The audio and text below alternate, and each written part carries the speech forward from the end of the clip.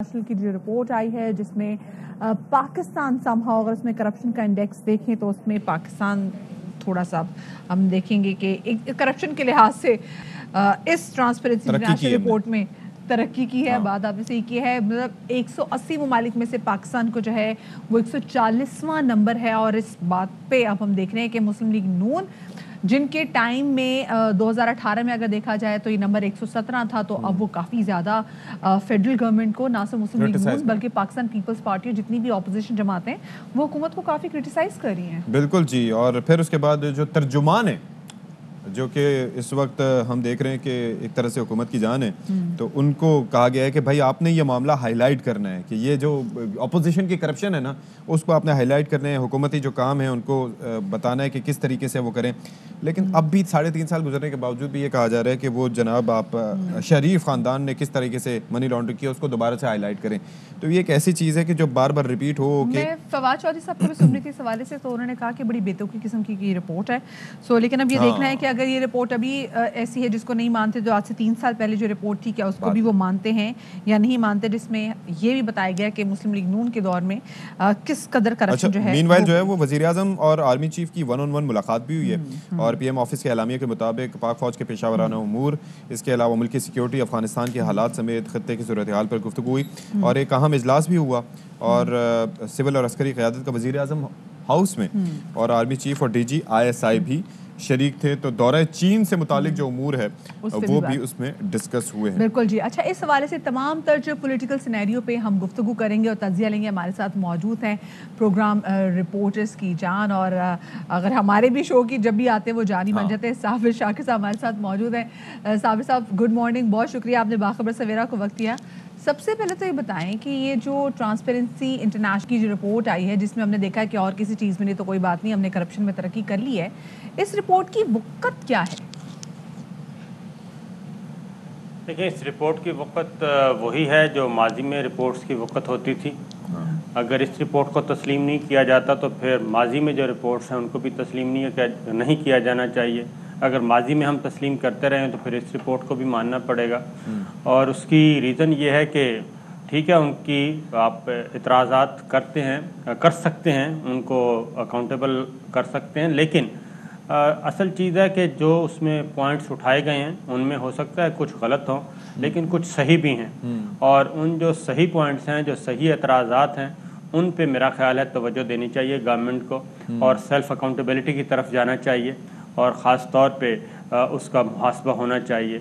लेकिन सिर्फ ये कह देना काफ़ी नहीं होता कि ये बिल्कुल क्या कहना चाहिए मेलाफाइडी है, इसमें ये दुरुस्त नहीं है। उसकी रीज़न ये है कि इनकी जो वाइस चेयरपर्सन हैं वो डॉक्टर नासिरा जावेद इकबाल साहिबा हैं और आपको मालूम है कि रिटायर्ड जस्टिस भी हैं और वलीद इकबाल साहब जो कि सेनेटर हैं पाकिस्तान तहरीक इंसाफ के, उनकी वालदा मोहतरमा भी हैं। तो ये सब कुछ चीज़ें हैं, तो फिर गवर्नमेंट को उनको एड्रेस करना चाहिए उन इश्यूज़ को। अच्छा जी, अब ये बताएं कि एक चीज़ जो टॉपिक है, ये हुकूमती तर्जुमान आपको पता है कि वो काफ़ी एक्टिव रहते हैं हुकूमत के मामलात को आगे हाईलाइट करने के लिए, लेकिन उसके अंदर फिर से अब वज़ीर आज़म साहब की जानिब से उन्हें हिदायत दी गई है कि शहबाज शरीफ की करप्शन और फिर मनी लॉन्ड्रिंग के मामलात को भरपूर अंदाज से उठाया जाए। यानी कि वो चीज़ जिसको उलटना पलटना फिर उलट के फिर पलटना, वो काफ़ी चीज़ें हो चुकी हैं, तो उनको दोबारा से उनको किया जाए कि किस तरह से चपरासियों और फलाने लोगों के ज़रिए वो करप्शन की गई मुबैना तौर पर। तो do you think it will work now 3.5 साल गुजरने के बाद भी?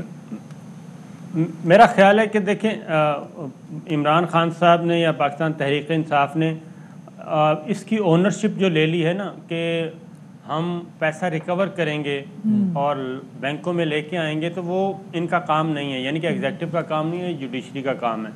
गवर्नमेंट का काम ये है कि वो सिर्फ और सिर्फ केस को अदालत में प्रेजेंट करे बहुत ज़बरदस्त तरीके से, सॉलिड वे में, और वहाँ पे ज़्यादा जोर अगर वहाँ पे कमरा अदालत में लगा दिया जाए तो वो ज़्यादा बेहतर है, और ताकि मुल्ज़िमान को कहीं इधर उधर भागने का मौका ना मिले।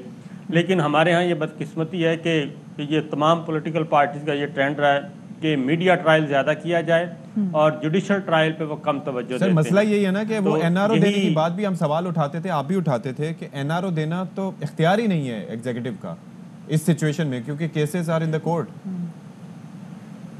بالکل ایسا ہی ہے. این آر او ڈھیل یہ ساری باتیں اگر آپ کورٹ میں کیس بہت اچھا پریزنٹ کر دیں, اور کیونکہ جوڈیشری کے سامنے عدالت کمرہ عدالت میں دیکھا جاتا ہے کہ جی کہ آپ کے کون تگڑا کون ہے, کس نے زیادہ شواہد دیے, اور عدالت یہ نہیں دیکھتی کہ اخبارات میں کیا چل رہا ہے, میڈیا میں کیا چل رہا ہے, اور سیاسی بیانات کیا چل رہے ہیں.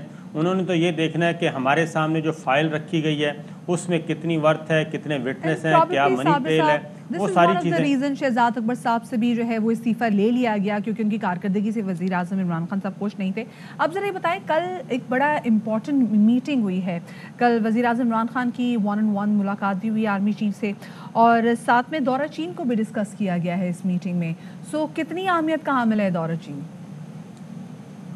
یہ دورہ تو انتہائی امپورٹنٹ ہے, اور اسی لیے میرا خیال ہے کہ کل کی ملاقات کے بعد آج شاید کچھ تبدیلی محسوس کریں گے آپ سیاسی بیانات میں بھی. اور کیونکہ چائنا میں ہونے یہ چاہ رہا ہے کہ ہم 4 انڈسٹریل زون بنانے جا رہے ہیں چاروں صوبوں میں, فیصل آباد ہے, رشکئی ہے, دھابیجی ہے اور بوستان ہے. یہاں پہ 4 انڈسٹریل زون ہیں, اور یہاں پہ چائنا بھی انٹرسٹڈ ہے اور پاکستان بھی کہ یہاں پہ چائنا انڈسٹری لگائے, اور ایسی انڈسٹری لگائے جو کہ چائنا پہ پابندیاں عائد کی جا رہی ہیں امریکہ وغیرہ میں, تو وہاں سے وہ شفٹ کر رہا ہے مختلف ملکوں سے. چلیں جی, بہت اچھا ہوگا, اور آئی ایم شیور کہ اس سے مزید ترقی کے مواقع سامنے آئیں گے, معیشت بھی بہتری کی جانب جائے گی.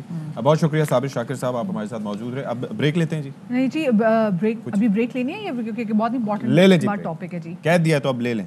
چلیں جی, جیسا آپ کو